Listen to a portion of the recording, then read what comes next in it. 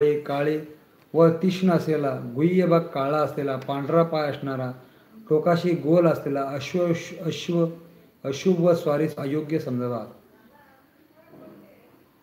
रुद्र उपरुद्र, मस्तक, वंशस्थल यावर 2-2 चक्रे असणे, कपाळ व कंठावर 10 चक्रचिन्हे असणे शुभ आहे. कपाळ करण्याचे मूळ पुढच्या पायाच्या पुळाशी व गळ्यात असणारी चक्रचिन्हे शिवाय अन्य ठिकाणी असलेली चक्रचिन्हे शुभ असतात.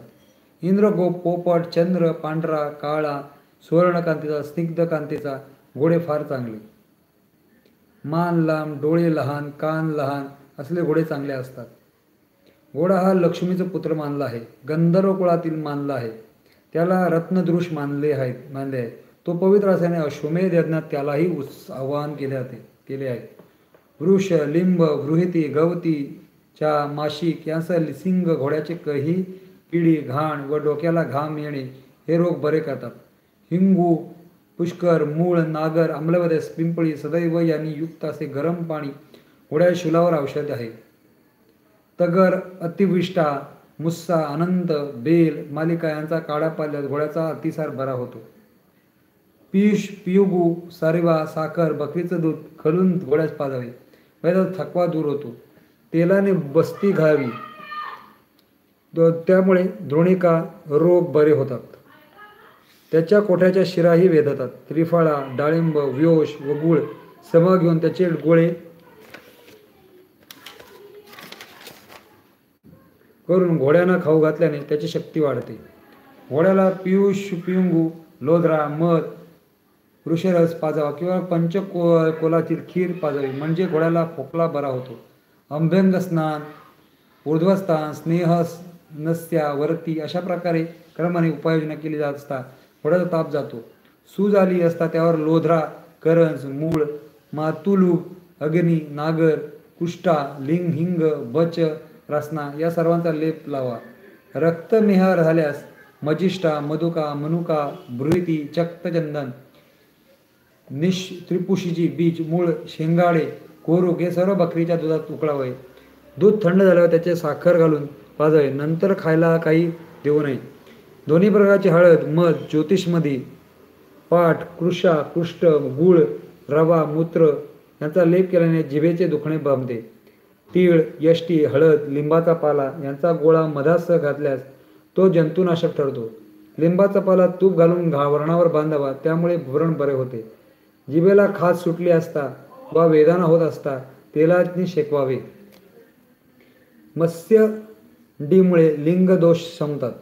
व्रण पक्क झाला असता पिंपळी, गुलर, पाखर, मधुक, वड व बेल यांचा काढा मानवेल इतका गरम करून दिल्यास व्रण शुद्ध होतात. डोळ्यातून रक्त येत असल्यास डोळ्याचे रोग झाल्यास खदीर, औदुंबर, पिंपळ, जलौका द्यावी. गायत्री शेण, मंजिका, कृष्ठा, हरिद्रा, तीळ, सरस, गोमूत्र कुटून काळजीच्या ठिकाणी चोळावे. दर 7 दिवसांनी घोड्याच्या खाण्यास मीठ द्यावे. थंडीच्या दिवसात गोडे अन्न द्यावे व पदक, विटंग, पिंपल, धान्य, संतान, लोधरा, सदैव, चित्रक यांचा अर्क पाजावा. वसंतीत कफ नाशासाठी लोधरा, पियुगा, मुस्ता, विषमेशन, शौद्रा पाजावे. ग्रीष्मात पियुगी, पिंपल, लोधरा, यष्टी, महाशौद, गूळ हे दारूमधून द्यावे. वर्ष ऋतूत मीठ, पिंपळ, लोधरा, काष्टी, विश्वमेशन यांचे तेल पाजावे. अश्वशांती व गजशांती. शालीहोत्र ऋषी म्हणतात, कोणत्याही शुभदिनी श्रीधर, लक्ष्मी, उच्चश्रवा यांचे पूजन करावे. गायत्री मंत्र तुपाने हवन करावे. विद्वांसांना दक्षिणा द्यावी. अमावास्येला अश्वयुक्त करतात. रसाने भरलेले 4 घडे 4 दिवसात स्थापावे. वरुण, लक्ष्मी यांची पूजा करावी व तुपाने भरू हवन करावे.